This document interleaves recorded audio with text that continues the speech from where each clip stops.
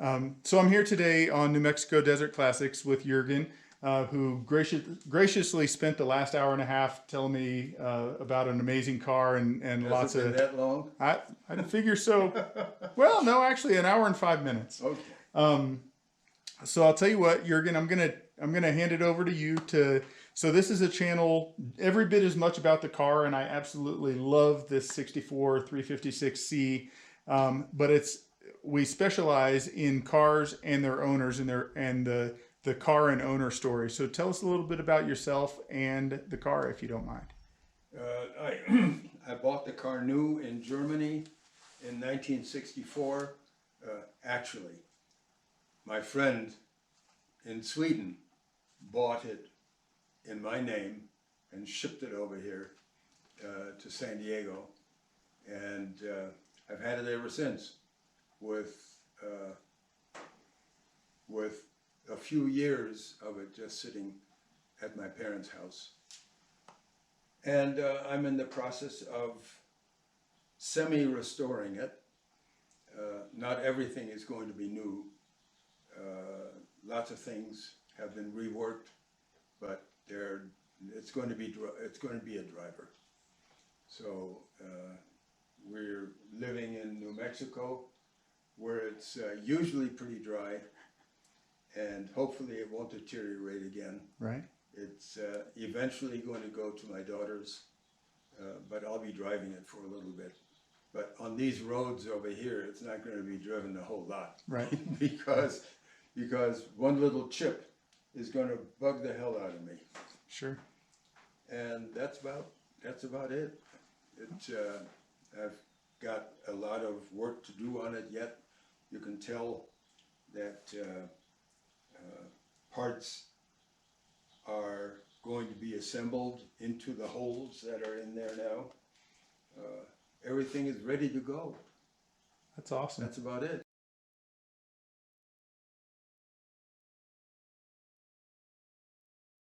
It needed only minor body work. Yeah, you can just sit that over there. But this guy did a fantastic job on the paint. Looks like it's been well polished. No polish. No polish? That's No, just. this is paint. Holy cow. This is paint. There's no polish. It hasn't been rubbed. No kidding. No color sanding or No anything. color. Well, he did all the color sanding. Okay. Before putting on. This is not a clear coat. This This is single the paint stage, coat. right? 6404 in the Porsche catalog. Right. Goodness gracious. Yeah, we'll just have to Hold this up so it doesn't slide on this it. up. Yeah, we'll have to put this up here. Yeah, absolutely. Take a look at the roof. I mean, this guy knew what he was doing. No kidding. He only does or did sports cars. Okay. And he liked this car.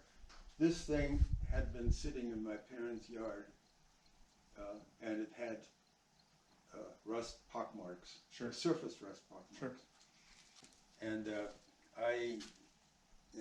somebody said, "Why don't you leave this as a survivor?" And I said, "No, it's not good enough as for a survivor. It needs A little too much patina. Yeah, it's neat. Yeah." It's interesting. I wasn't even thinking when I was talking to you about the wheels that you said it was a C. So it's got the narrow. It's got the 5x130 instead of the 5x205. 5x30. So the lug pattern. Oh, is, the lug is the pattern. small instead of the 5x205. Oh, of the earlier cars. Yeah, this is the first car that came out with the discs. Right.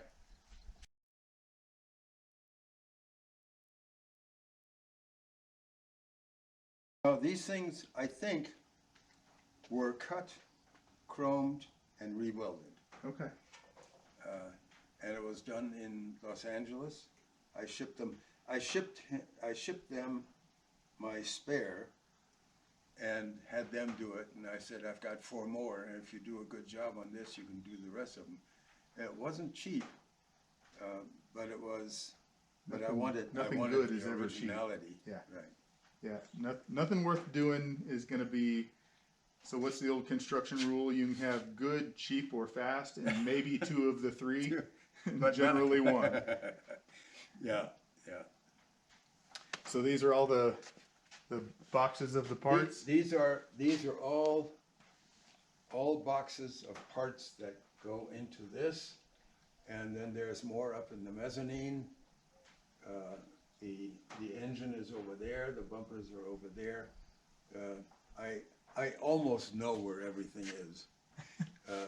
And I've had the seats redone in leather, Okay. but What color?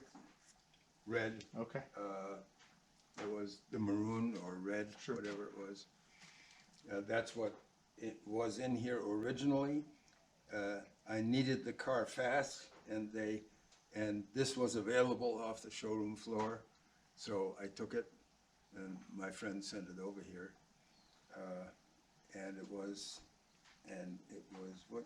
Oh, and maroon carpeting, and door liners and Right. such. Door cards and whatnot. So it was white with red. So you bought this brand new in 1964. Yeah, in 1964. And In when you Germany. said in Germany. In Germany. Okay. All right. And it had the German heater, the German exhaust system.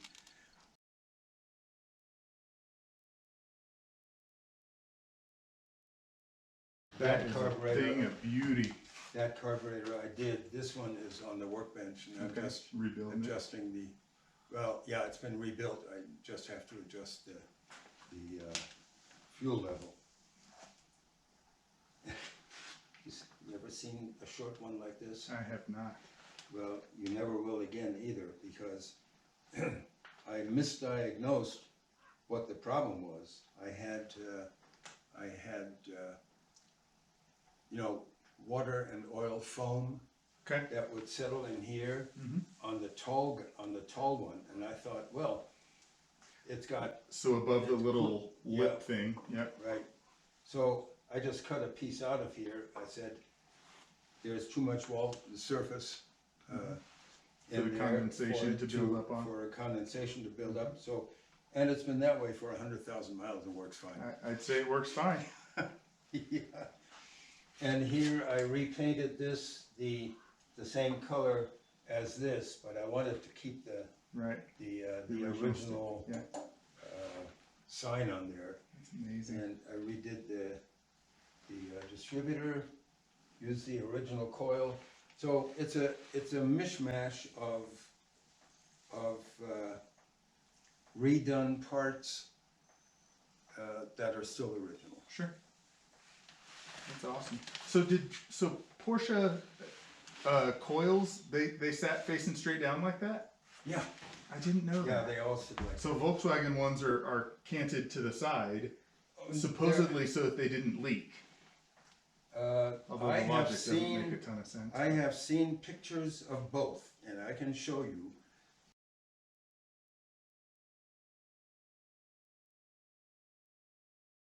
So you mentioned that you used to work in a European car shop in San Diego. Tell us a little bit about that, if you don't mind. Oh, I'm an engineer by training.